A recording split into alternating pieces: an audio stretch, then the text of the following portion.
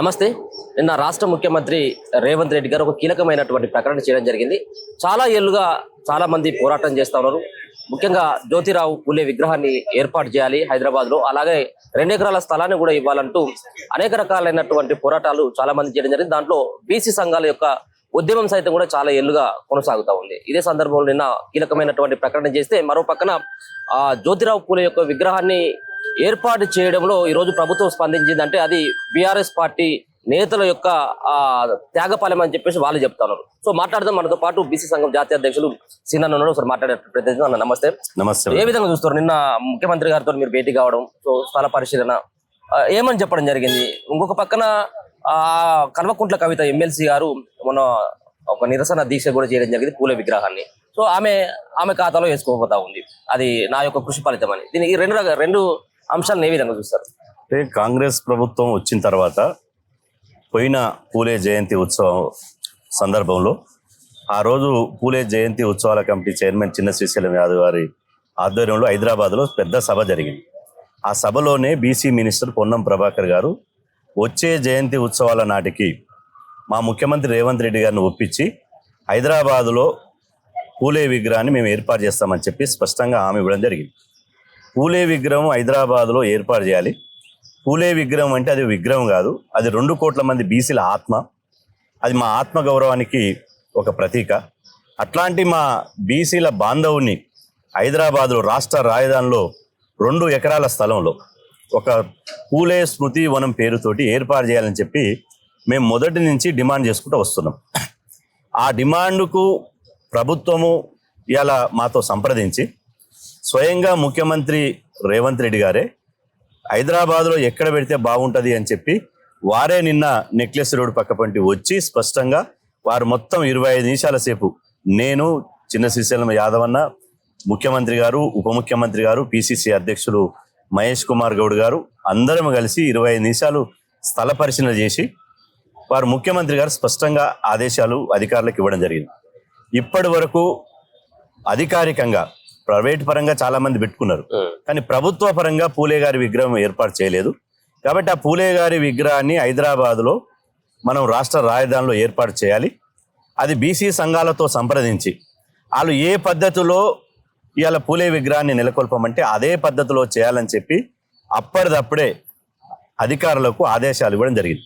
హైదరాబాద్లో ఎన్నికల కోడ్ ఉంది కాబట్టి ఈ ఎన్నికల కోడ్ ముగిసిన వెంటనే పూలే విగ్రహ నిర్మాణ పనులు ఏర్పాటు చేయండి అని చెప్పి ఇవాళ వారు చెప్పడం జరిగింది. కానీ కొంతమంది ఇవాళ మేమే చేసామంటే ఇక నవ్వుకుంటారు.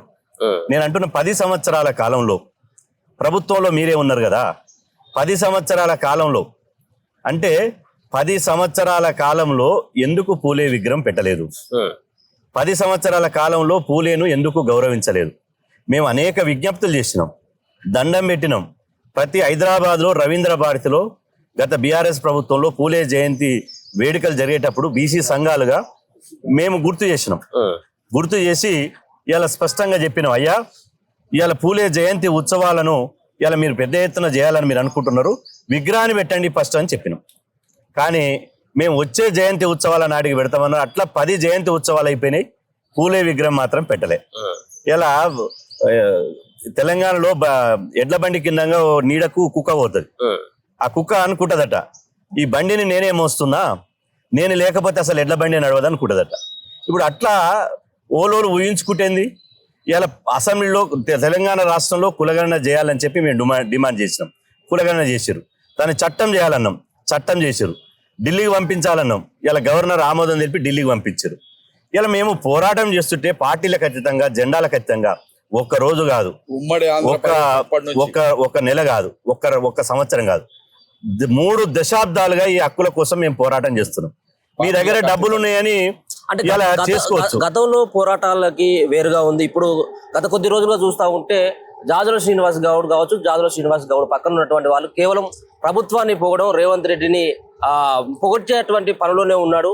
ఇక్కడ జాజుల శ్రీనివాస్ గౌడ్ ఇక్కడ కోవట్టు కాంగ్రెస్ పార్టీకి అన్నటువంటి విమర్శలు కూడా చేస్తా ఉన్నారు చాలా మంది. సో దానికి ఏం సమాధానం చెప్తారు? ఇప్పుడు మేము బీసీలకు కోవట్లం, మా జాతి ప్రయోజనాల కోసము, మా జాతికి ఏది మేలు జరిగితే, మా కులాలకు చదువు లేదు, మా కులాలకు ఆర్థికంగా లేరు, మా కులాలకు రాజకీయంగా పదవు లేదు, మా కులాలను అన్ని రాజకీయ పార్టీలు అనాథ లెక్క చూస్తున్నారు, అణచివేస్తున్నారు. అట్లాంటప్పుడు మాకు అన్యాయం జరిగినప్పుడు ఒక బొబ్బులి పులి లెక్క మేము ఉద్యమిస్తాం. బిడ్డ మాకు అన్యాయం చేస్తే మిమ్మల్ని రాజకీయంగా పాతర పెడతామని చెప్పి ఉద్యమిస్తాం.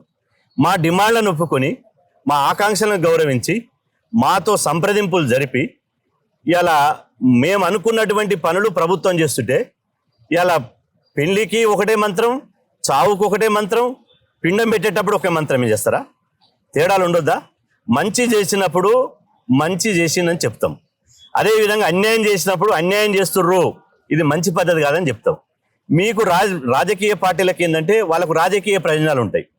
ఇప్పుడు టీఆర్ఎస్ వాళ్ళు ఒక విషయం మీద మాట్లాడుతున్నారు అనుకో, వాళ్ళు ఏ సామాజిక వర్గాన్ని గురించి మాట్లాడుతారో ఆ సామాజిక వర్గాన్ని ఓట్లని కొల్లగొట్టడానికి మాత్రమే మాట్లాడతారు. ఆ సామాజిక వర్గ ప్రయోజనాల కోసం మాట్లాడరు. బీజేపీ మాట్లాడినా, కాంగ్రెస్ మాట్లాడినా, ఈవెన్ కాంగ్రెస్ మాట్లాడినా, ఏ పార్టీ మాట్లాడినా ఓట్ల కోసమే మాట్లాడతారు తప్ప బీసీలను ఓట్లేసే యంత్రాలుగా చూసి బీసీల ఓట్ల కోసమే వాళ్ళ గుర్తుల మీద గుద్దించుకోవడం కోసమే మా గురించి మాట్లాడతారు తప్ప నిజంగా బీసీలను అభివృద్ధి చేయాలి, బీసీలను బాగు పెట్టాలి, బీసీలు ఇతర మనుషులతో సమానంగా ఉండాలని మాట్లాడరు.